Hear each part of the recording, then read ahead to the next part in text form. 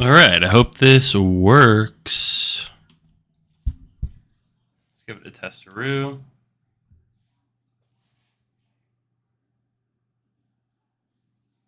Let's also see if we can start the music. Bear with me as we're getting started here. I haven't done one of these in a while. This is the first live stream in quite some time, so we might have to work out some of the kinks here, but bear with me, it'll be fun. And yeah, we're super excited for the NFL draft tonight. Let's go, baby. This could be a huge step forward for Giants Nation here. Sorry, Mike, the first thing that came on for sound here was freaking Flo from Progressive already chapping my ass.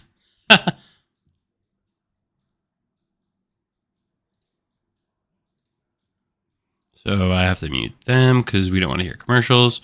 Let's get going and see if these tunes work.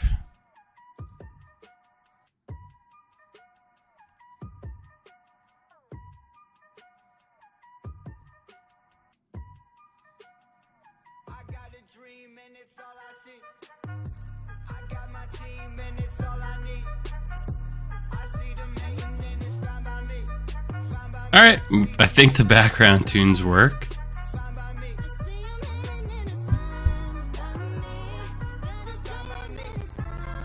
Let me just do a little QA here.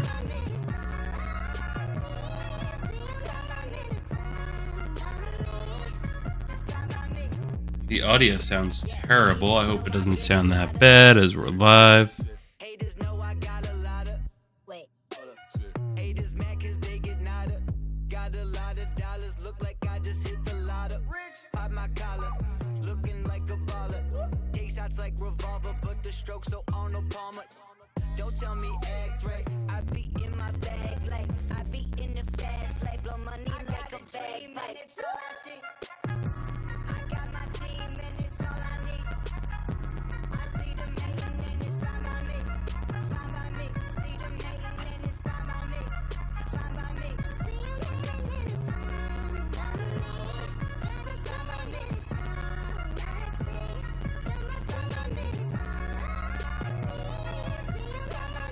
All right, I think we should be good.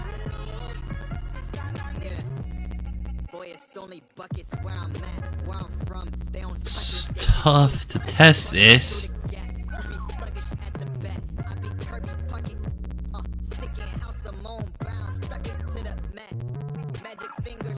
God, going live on this is such a pain in the ass.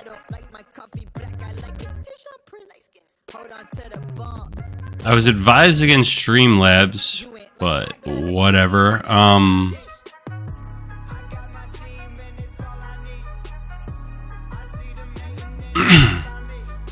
Just getting ready for the draft to start here, but I want to just make sure this works because I don't want to waste my time doing this if no one could hear me. Hold on.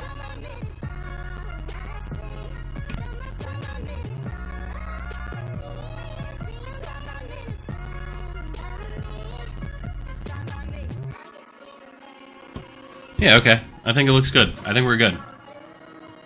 I think this looks okay. Like this. Draft going here in the background. Just some guy driving around the John Deere cart.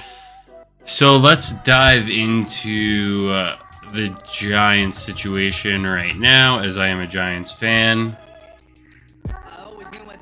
And if you join in, say what up.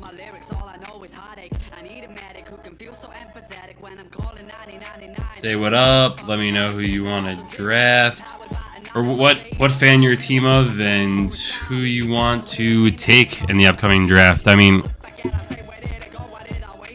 so the big news so far recently has just been the Patriots looking to potentially trade out of that third overall spot. As you can see, they have three. It's Bears, Washington, then the Patriots. What I'm nervous about is that the Giants might actually be in contention to trade up for that pick, and what they would have to trade up to get there. So it would be the 6th pick overall. And then let me see if I could find what else it was. I did see it listed somewhere.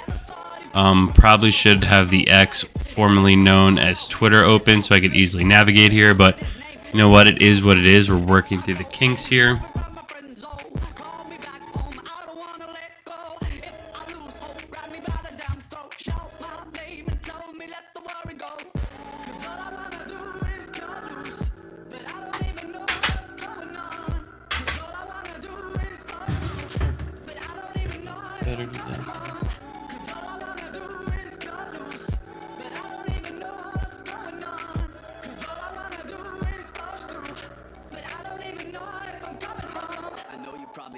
And then I also saw the 49ers were pretty interested in moving around Debo and Brandon Ayuk.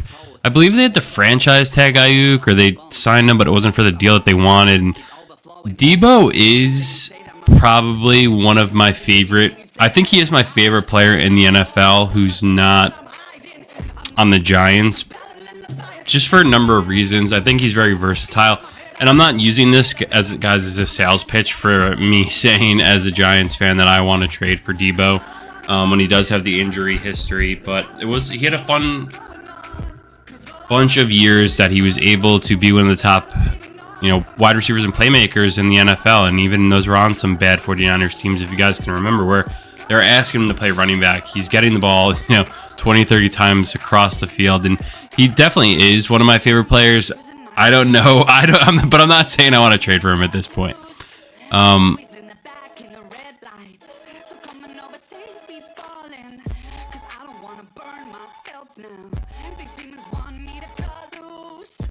So let's look at a couple options at wide receiver. Obviously, option number one being Marvin Harrison Jr., who's been widely regarded.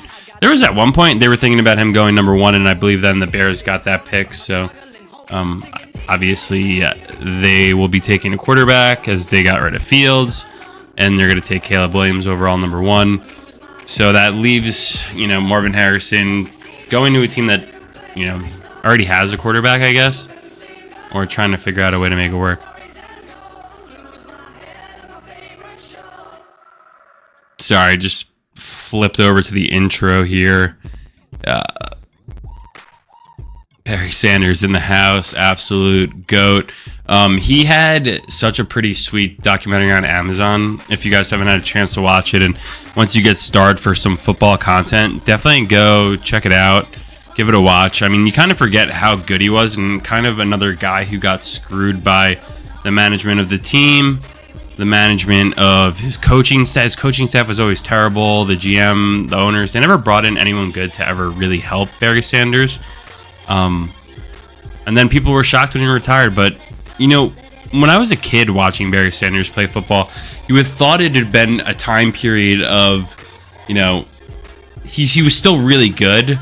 But now to see him at his age when he retired, I think he was like 31 or 32. So he was kind of going to begin to have that downslope anyway in his career. And, when we were kids growing up in the 90s, were like, that's so preposterous. Why would he retire? He's still in his prime. But, when you're getting your ass kicked consistently and like gritting out, how he played 15 games a year and get his ass kicked, like, kudos for him for even making it that far with a terrible team and no kind of end in sight. So, and now I think you see he was a little ahead of his time in that regard, as there are people nowadays, especially at the linebacker position, that are retiring much earlier on in their career. Even if they've had a good couple years, it just injuries pile up, and then next thing you know, it's like your neck's all fucked up, your brain's fucked up, and you got to retire much earlier than you anticipated. But now I think you see guys do that a little bit more than Barry Sanders did.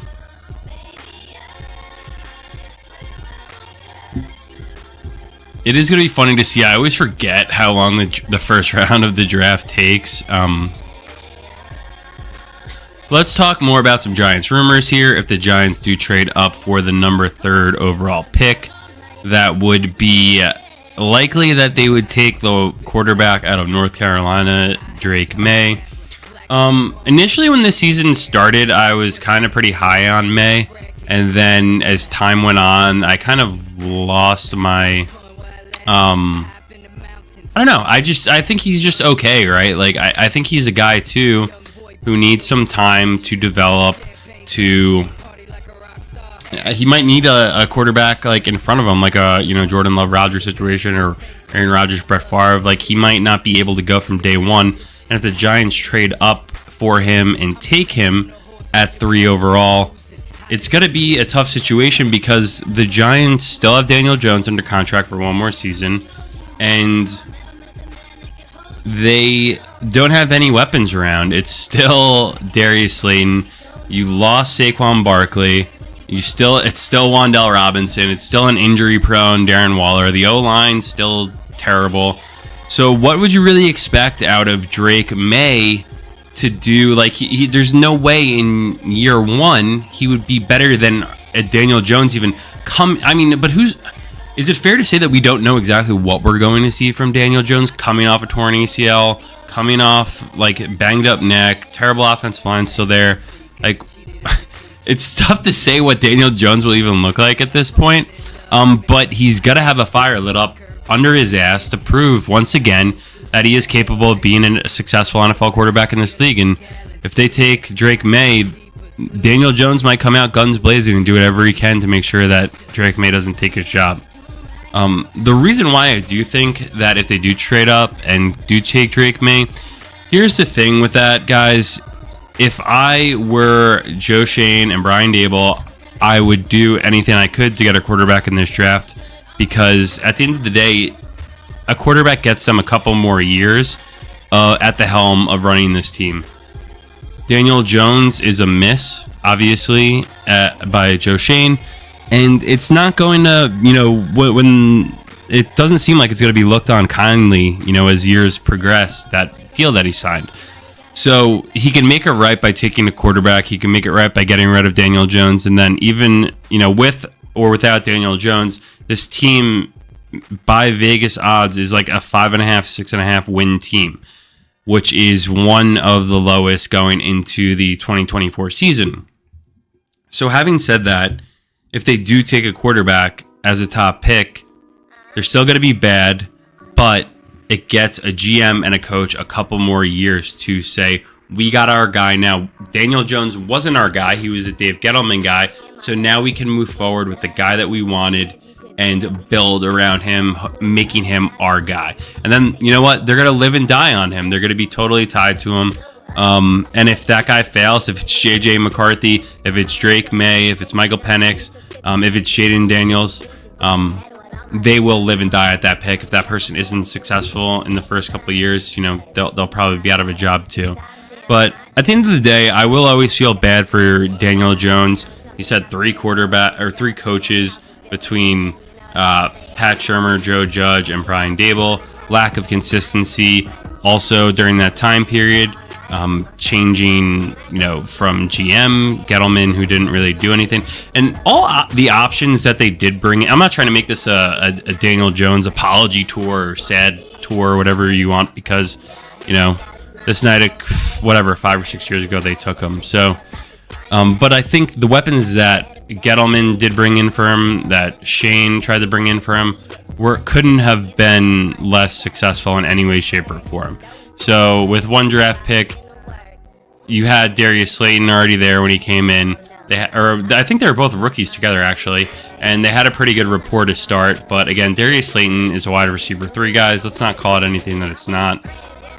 And then you also, brought in Kenny Golladay from Gettleman on a monster contract there that didn't pan out at all. He didn't do anything over the, I guess 2 or 3. I think it was 2 years he was with the team.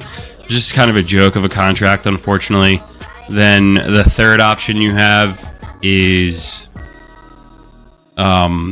most recently Darren Waller with the trade, who's one of the most injury-prone players I've really can imagine of the last 5 years. So you have, and then last but not least, Kadarius Toney in the first round that you traded back for, which, hindsight's so terrible when you were right there. You could have either taken like Micah Parsons. I think Devontae Smith got Eagles traded up for Devontae Smith right in front of us and took him. But I'm just thinking about that off the top of my mind. So Yeah, there you have it right there. Daniel Jones with a terrible offensive line, a banged up Saquon that only really played 2 full seasons out of like whatever 5, and then you pair that with Darius Slayton, Darren Waller, Kenny Galladay, and Kadarius Toney.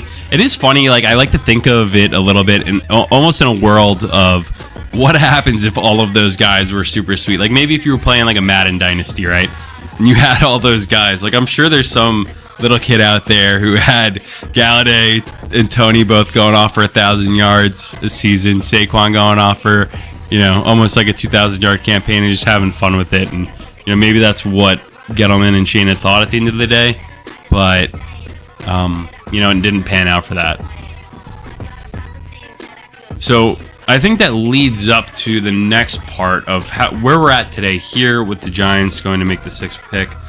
Where do they go? If they do take a quarterback, you still have a fairly bad offensive line that had a historically bad season last year, one of the worst seasons ever. You lost your number 1 playmaker in Saquon Barkley. You haven't really added offensively from a free agent perspective at all so far this year. So if you're going to throw in Drake May or JJ McCarthy or anyone else into the fire, they're not going to have any weapons. So it's just tough. Anyway, the Bears have made their pick. They're kind of just bojangling around here backstage. I guess it's backstage. I hope the audio sounds good on this. Talking about Drake May here, how he feels calm and collected. Obviously, we all know this is Caleb Williams, the quarterback out of USC. But I think even if you go back to last year, right, packaging up for picks can be a disaster scenario, right? Because if the Giants need to move a first to move up into this year, wait, I got Goodell talking here. Let's lock in.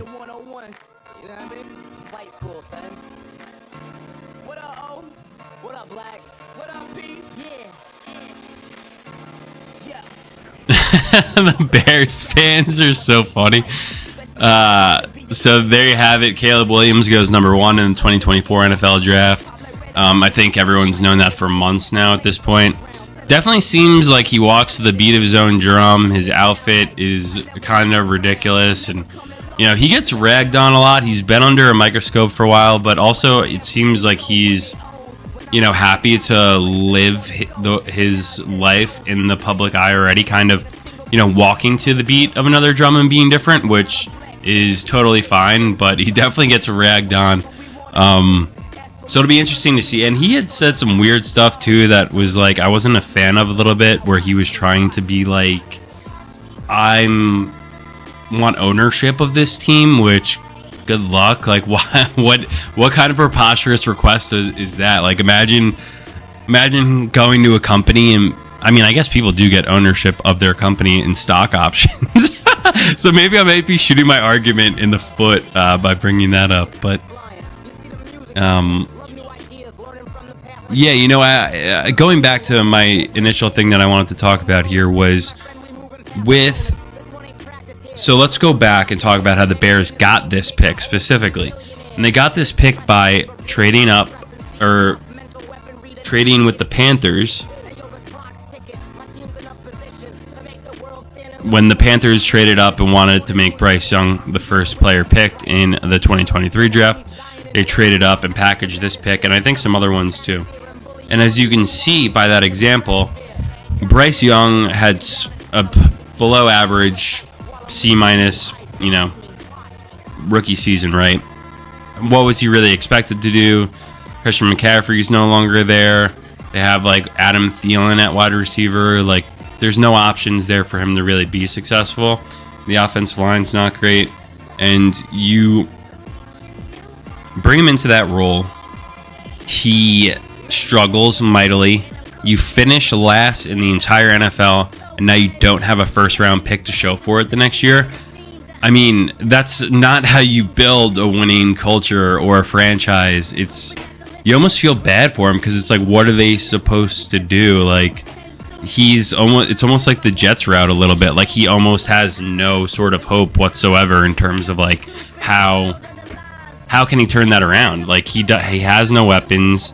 You know, what should they do? And it's not how good franchises are ran and operated. It's not how they build for the future. So you're looking at a guy like Bryce Young. I wonder if you went back in time and if you asked the Panthers, would they rather have kept at the pick that they were at last year and took a wide receiver or someone else that could have helped them? And if you're still going to have a terrible season anyway, at least you had your first round pick the next year that would land you Caleb Williams. It'll be funny to see, like, in a couple of years if, like, there will be, like, some revisionist history, like, what happens if they did that? Or, you know, a part of me that does, though, too, want to see Justin Fields be successful. Because I mean, maybe, I don't know. I would really need to speak to a Bears fan about it. I feel like sometimes he flashed brilliance. They brought in DJ Moore for him. And they tried, but it just never really worked out for him any way that it ever, any way that they tried to make it work, it never did.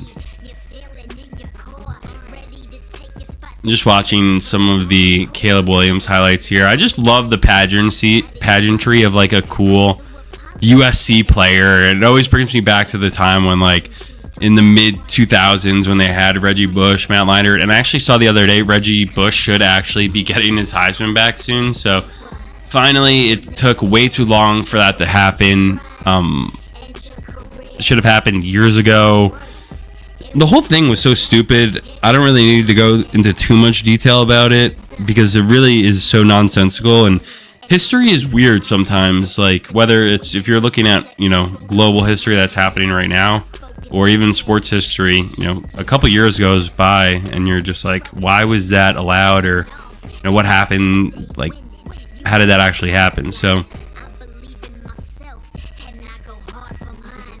all the Bears front office seems happy with it. I feel like the Bears just got a running back too. I think the Bears made a bunch of moves. Didn't they get Keenan Allen? But he's kind of old and always banged up.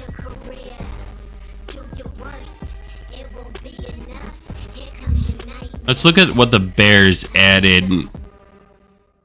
Yeah, they added DeAndre Swift. That's a good one. Oh, wait, no. DeAndre Swift's under Seattle. Didn't do a good job of...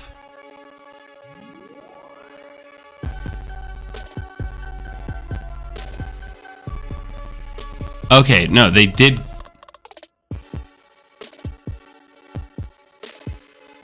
Swift agreed to a 3-year, 24. Okay, so the Bears did sign DeAndre Swift. I thought he was going to go back to the Eagles. So then once I saw that, I was like, wow, that makes a lot of sense that he's gone. But yeah, DeAndre Swift, that's a big, running back that you could bring in that has veteran experience. And obviously, if you talk to Eagles fans, they didn't run him into the ground last year as much as they probably should have. Eagles fans probably would have said they would have liked to see him run more. Then they also signed Brett Rypien. He probably won't play ever because they took Caleb Williams, Matt Pryor, Gerald Everett. He was a fun fantasy waiver guy if you ever had to throw him in your lineup randomly. Also pretty freaking swaggy. Oh yeah, and they have Cole Kmet, who's pretty good career year. Number 7 is a tight end number. Pretty freaking swaggy. I kind of love it. And then some other random people. So Washington, the pick is in for the Washington Commanders. You know what's, I think, very interesting about this? I actually thought, Sam Howell was whatever, and then 2 years ago when they had Taylor Heineke, I think maybe beat the Giants twice or played really good against them both games. I would have I guess he went to the Falcons. They had Desmond Ridder, so he's kind of like Taylor Heineke. He's kind of like a transitionary quarterback. But Sam Howell, I thought he was not that bad. I mean, he's a gunslinger, right? But he also got sacked a historical amount of times. So here we go. The second pick is in. Roger Goodell approaches the podium.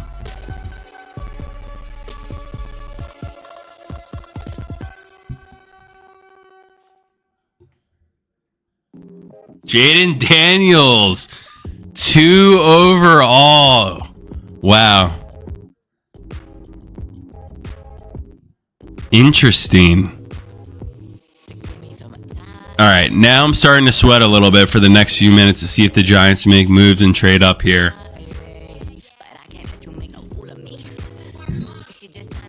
I was just playing around and doing a franchise in Madden with the Saints, actually, and I kept Jaden Daniels in New Orleans with like the 15th pick.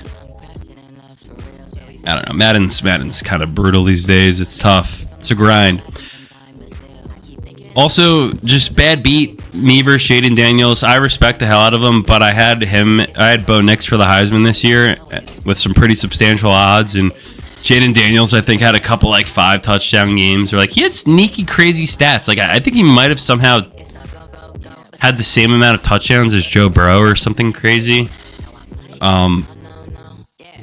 But obviously now I'm obviously rooting against him forever, hoping he isn't the great player that he should be, because we have to play him twice a year for his entire career if he's there. So my thing of, this is a really good pick, I think, actually, for the Commanders, because LSU kind of plays a pro style offense. They have really athletic wide receivers getting lanes down the field, and the Washington has good wide receivers. They do. They still have Terry McLaurin, who's obviously due for a bounce back year, and when you get him open and healthy, like he's I think one of the best wide receivers in the league. Sneaky. Yeah. As a Giants fan, you know what?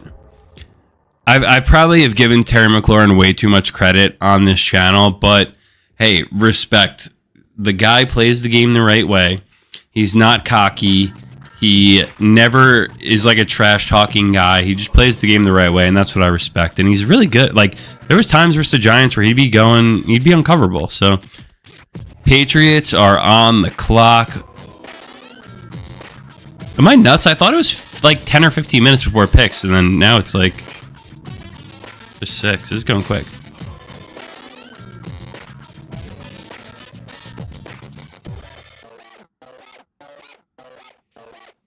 Sorry, they got the panelists speaking now. I don't even know. I feel like I hear Saban, but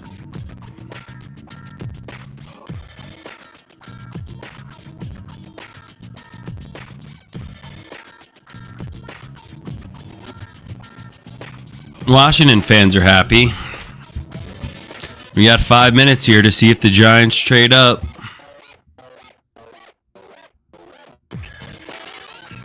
The pick is in. The Patriots pick is in. Okay, so this is a huge pick.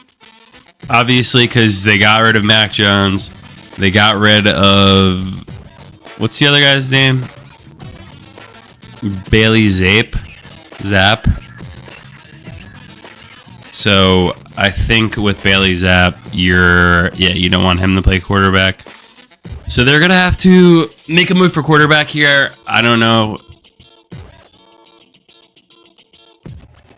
It says picks in, and they didn't say that it was traded. So, yeah, then that means you're probably going to have the top 3 quarterbacks off the board.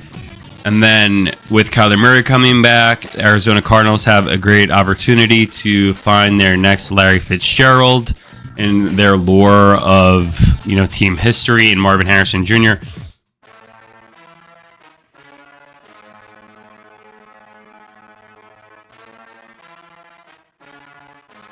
So let's see. What's the pick here, Drake May? Yeah, no, it's Saban. Saban's in the house. Heard his voice.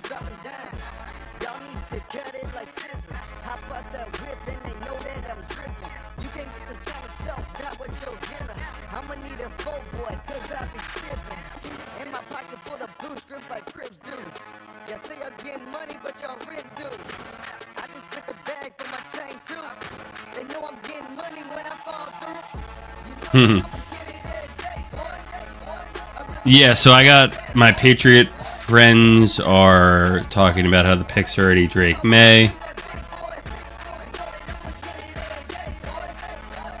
I don't know. I don't really like Drake May and JJ McCarthy, man. I don't know. That money do some things, but that power better. Self-made, self-paid, I can do whatever. I've been in them trenches, I've been staying busy. I really know some killers, they've been waiting for business. I stacked it to the ceiling, I ain't going broke. I came from the bottom, yeah, that life rough. But I made it there to the middle. Robert Kraft. This is the life that I dreamed of. It is crazy. A world without Bill Belichick. It's finally here. Picks in, picks in, picks in. I guess it's got to be Drake May, right? Third pick.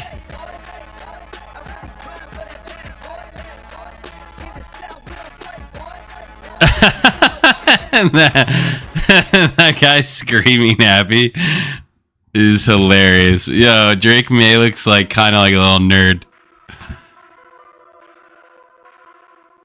Okay, here's another guy with, I don't know, if you're a Giants fan and you remember watching the Giants-Patriots game last year,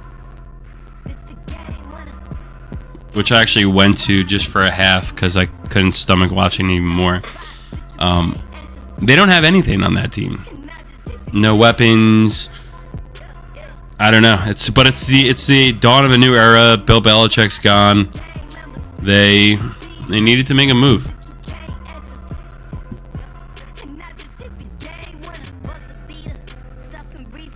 You know, this gives you a fresh face for your franchise with Belichick leaving.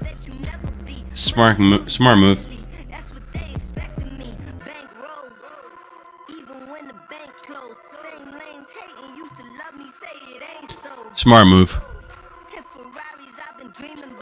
Hey.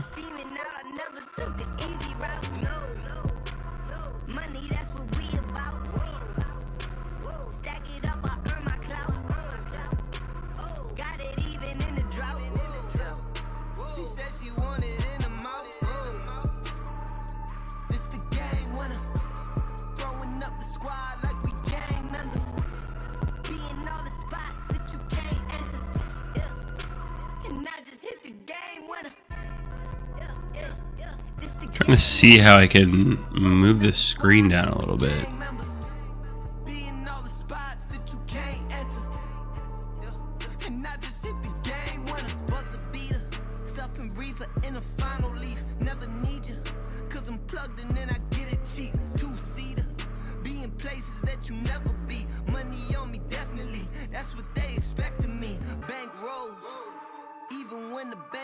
Why can't I get this down lower?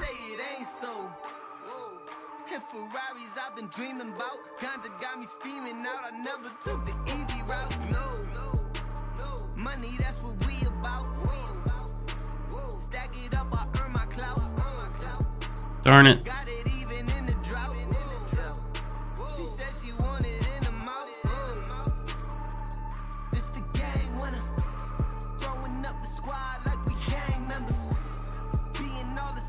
I wonder if I can change this quickly.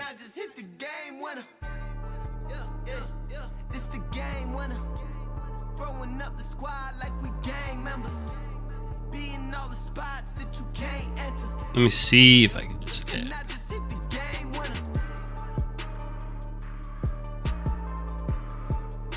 And I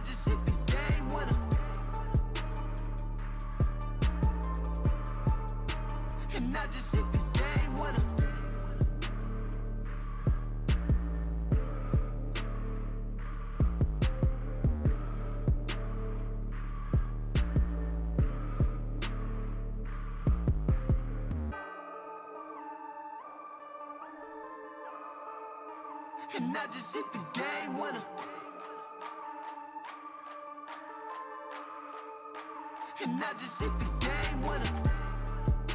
Damn it.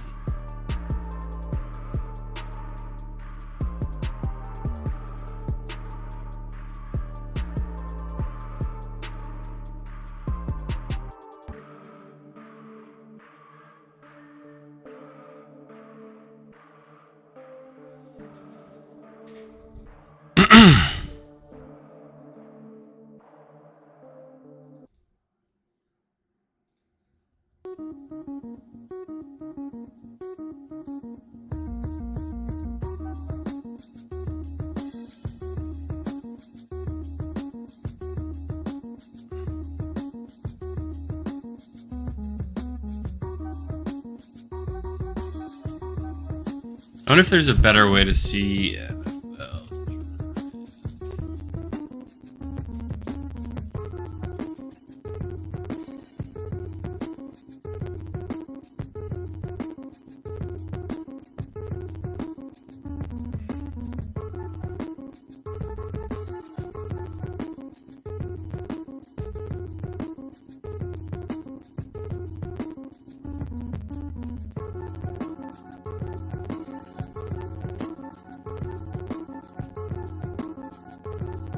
See if we could change this real quick. Browser sauce, browser source, browser source.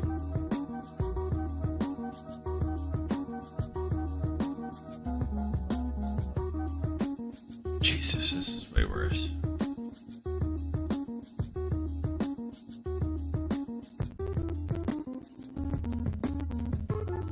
All right, Cardinals picks coming up.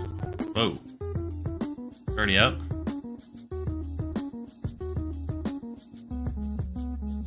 There it is, Marvin Harrison Jr. It's a very smart pick there.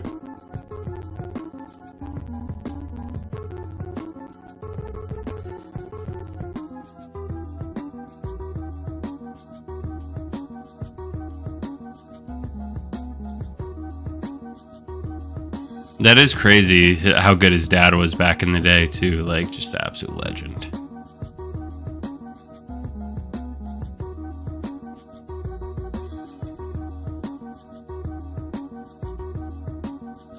All right, we're getting there.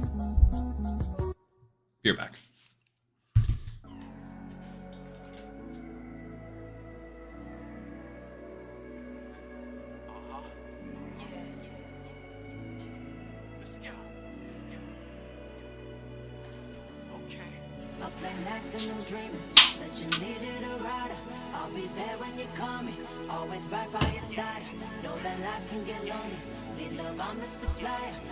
Ladies and gentlemen,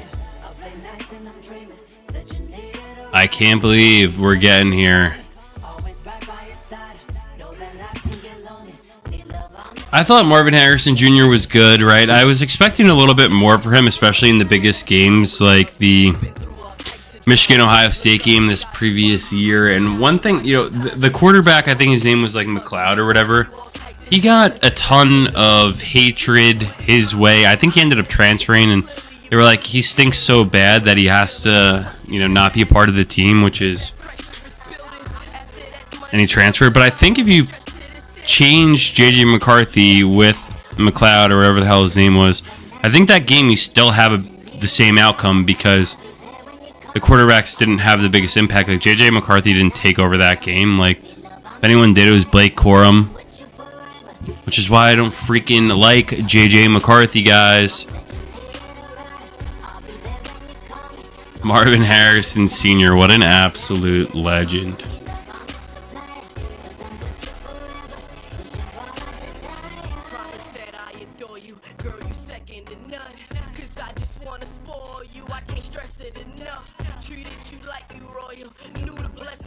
Yeah, he's pretty nasty. It's a great move by them.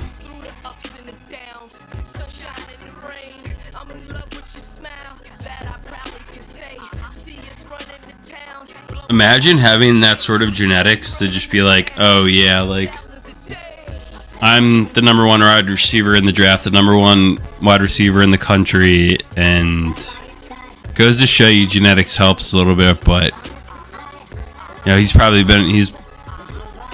born and bred to be a football legend. But it is crazy, though, if you think about, you know, people who probably grow up in those environments, right? Like, there's plenty of, you know, people that grow up with iconic athlete parents. Like, look at Michael Jordan, look at LeBron James, right? Like, so you almost feel bad a little bit for them because they'll always just, you know, be LeBron's son or Michael Jordan's son. They'll never be, I don't know, their own person, which is kind of... It's like, oh, you're not better than your dad, who's one of the best ever. But Marvin Harrison Jr., absolute stud. Wow, 28 touchdown receptions in 2 seasons. That's pretty crazy.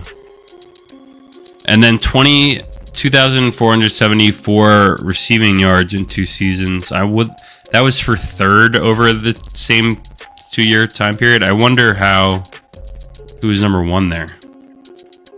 Maybe Adunze?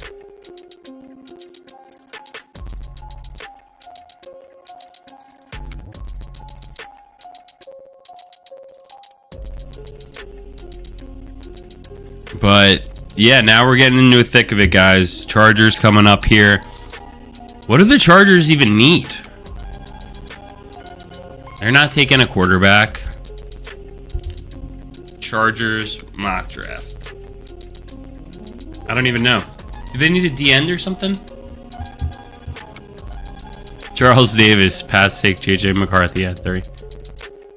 Okay, so Charles Davis mock draft nailed Caleb Williams, Jaden Daniels, JJ McCarthy at 3, Marvin Harrison Jr. at 4, Joe Alt at the 5th pick.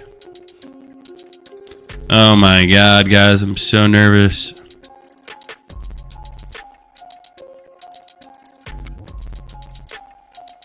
Yeah, Drake May at 3. It's interesting.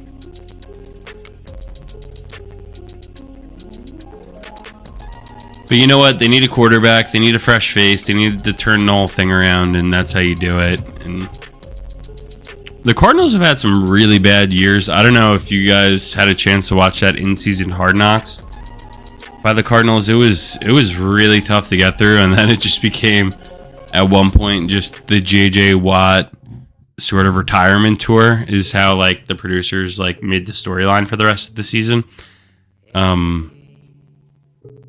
Which also like was kind of weird because it's like he wasn't, you know, he was a Texan, not a Cardinal, but you know, he was a fun player for, you know, probably like if you look at the player of the decade, one of the players of the decades of the 2010s, JJ Watt's probably at the top of that list.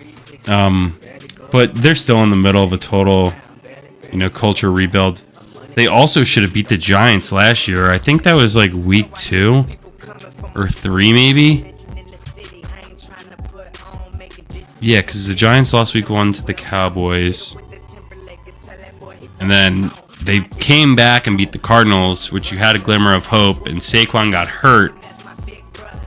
I don't know if it was the final drive or the second to last drive, like trying to jump over the pylon and get in the end zone, and it didn't happen. It was really weird. Like, they shouldn't have came back in that game, but they did. And I believe the quarterback was Josh Dobbs, who like actually played pretty. The Giants, I remember vividly in that game, the Giants playing 2.5 really, really bad quarters of football, and were on the verge of getting blown out, and then came back and won. And I think Saquon played like absolutely incredible.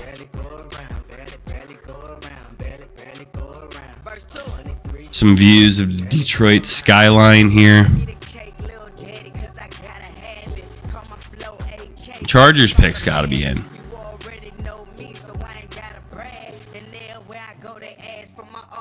Chargers are an interesting team right now, right? They just got rid of Eckler. They got rid of Keenan Allen. Those guys were kind of iconic guys in their franchise for a very long time. But the Chargers are so bizarre to me for one main reason, right? Like, it doesn't matter who's coaching. It doesn't matter who the players that they have is. They just always kind of historically just shit the bed in the playoffs. And here's one great example of that. It's almost literally impossible for this to happen.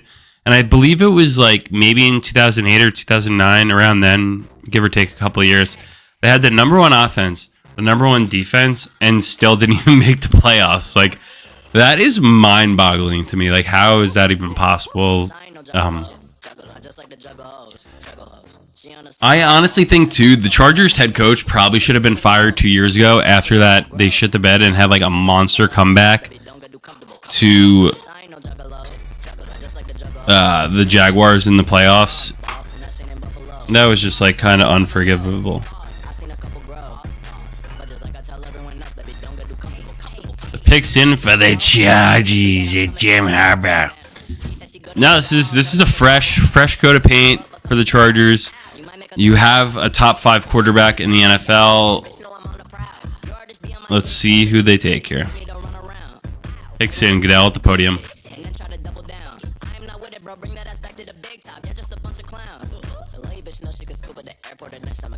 Joe Alt. Charles Davis in his little mock draft over there. That dirty little Charles had Joe Alt. I think they have Rashawn Slater too. Wow, it feels weird getting older when you see these guys now. Like, they really look like little kids. Like, Joe Alt looks like, I don't know, your little stupid cousin or something.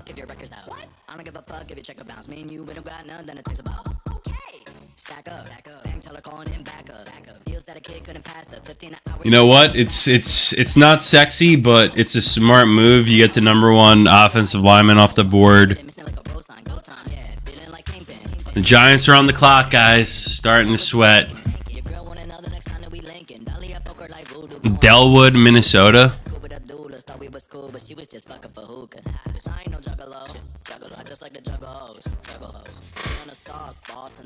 Primarily played tight end and defensive end in high school. It's kind of crazy how these guys, like, and you know what, like,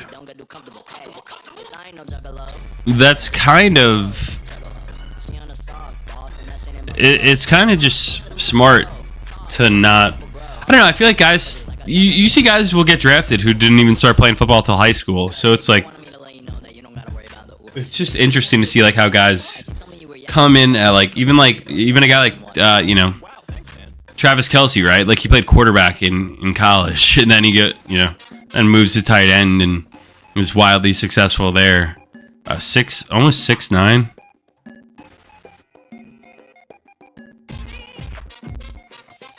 It is interesting, like, how guys could just be such freak athletes, and that's what you kind of need a little bit. Like, I feel like you see guys, or, you know, younger kids kind of lock into a certain position, and that's it. Maybe it helps and is beneficial to play other positions, get across other areas of the field that make you a tremendous athlete outside of just playing offensive line. Like, because I think offensive linemen are so big that sometimes they get, you know, when you're a little kid or younger or middle school and high school, they're like, you're the fattest kid, you have to play line. Well, that doesn't necessarily make you a good athlete, but it can make you successful at, you know, the high school level, for example, or serviceable. But yeah, the further along you get, the better athlete you have to be. And it's not just being, you know, if you're in high school and you're 6'3", picks in! Giants picks in. You know, being 6'4", 300 pounds in high school, like, yeah, you can be good and dominate a lot of high school games, but the second you go play anyone else who's athletic in your size, they're gonna mess you up. I'm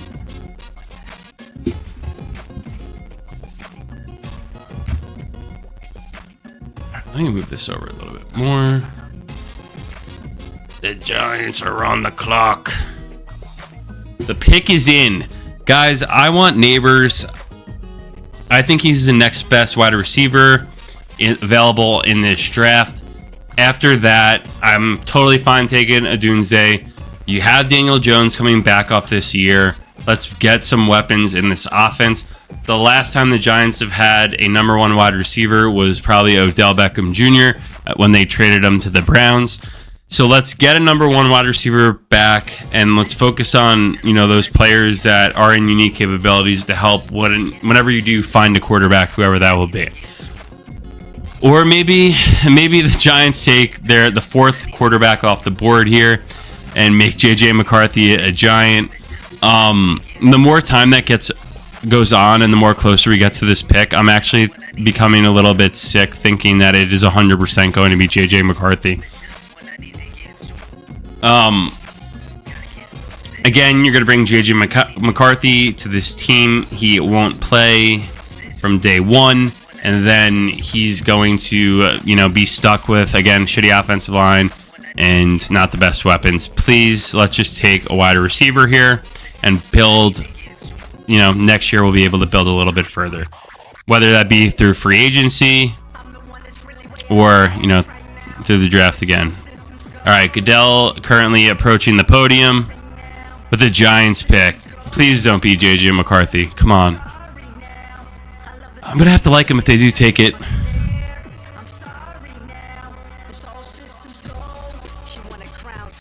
Yes! Let's go. Yes! Oh my god, guys. I was sweating bad there. Let's go. Wide receiver 1, Malik Nabers is locked in for your New York Giants. Let's go. Oh my god, guys. Okay. That's what we needed. That's what we needed. I'm telling you, you know. And also, there could be day 2 quarterbacks on this board that could come in and get you, like, you know, a little bit of a bridge or whatever. But regardless, whoever you have a quarterback this year, Vegas is saying you're winning 5.5, 6.5 games. That's totally fine. Moving forward after this year, we're going to have a top rookie wide receiver who is a certifiable stud in my eyes. Then last year you had Jalen Hyatt as well. You have Wan'Dale Robinson, who really came alive and was more of a gadget type player, but he is able to really spread the field. And then Slayton's there too, and Isaiah Hodgins. Now, like, this wide receiver room got ratcheted up a monster step. I'm very excited to see how this guy's used. You drafted him at 6. It's not opposed to, like, last year when we took Jalen Hyatt. Let me make this point real quick. When we took Jalen Hyatt last year, we had taken him in the 3rd round. We weren't forced to try and get him involved in the offense, even though we tried to. The long ball wasn't there because we gave up 84 sacks in the season. When you take a guy at 6 overall, this has got to be the highest we've taken a wide receiver. I would like to see the numbers on that. Like, when was the last time we took a wide receiver 6 or above? Off the top of my head, like, we've usually just take guys in the 2nd or 3rd round. If you're going back to Sterling Shepard, Odell, I think, was like 12.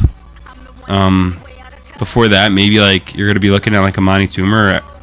Ike Hilliard is probably, like, a day 2 guy. Amani Toomer was a top 6 pick. I don't know. This might be the highest drafted Giants wide receiver ever. So my point is, you're going to have to get him involved. You're going to have to figure out creative ways to... Whoever playing quarterback's got to get the ball out. They got to get the ball and make this guy make plays because of this heavy investment. I'm pretty jacked up, guys. I'm happy. I'm really happy about how this went. I wanted it. I said I wanted it. I was very nervous about the JJ McCarthy situation. And let's go, dude. Yeah, exactly. Here's a great point. LSU, wide receiver U, Jamar Chase, Justin Jefferson, Odell. Like, there's been a number of great wide receivers who have come out from LSU in the last 5 to 7 years that have been absolutely pro-ready, that have dominated the landscape at the position. It's a great pick. I couldn't be more excited about it. Let's ride. Now the rest of the draft is... We get focused on the rest of the draft and what we want to do there, because we still got an early pick in the 2nd round. The Giants aren't opposed to trading around here, so, you know, I don't want to stray too far from the coverage. Obviously, they're not going to trade back to, like, I think a top 15 pick, because that would take a lot to get there. Maybe not much. Maybe not as more as you think if you had to give up, like, a 2nd round to get to, like, 15 through 20 if you wanted to get, you know, the quarterback that you wanted to, which would be kind of be wild. But anyway, I hope you guys enjoyed the live stream. I haven't done one of these. How long did we even go for this? We went, I mean, it started at 8. It's 8:57. I definitely spoke a lot. And I hope this came out okay. And if you guys rewatch this and see the reaction, you know, let me know what you guys think. Are you happy with this pick? I certainly am. So, hope you guys enjoyed it.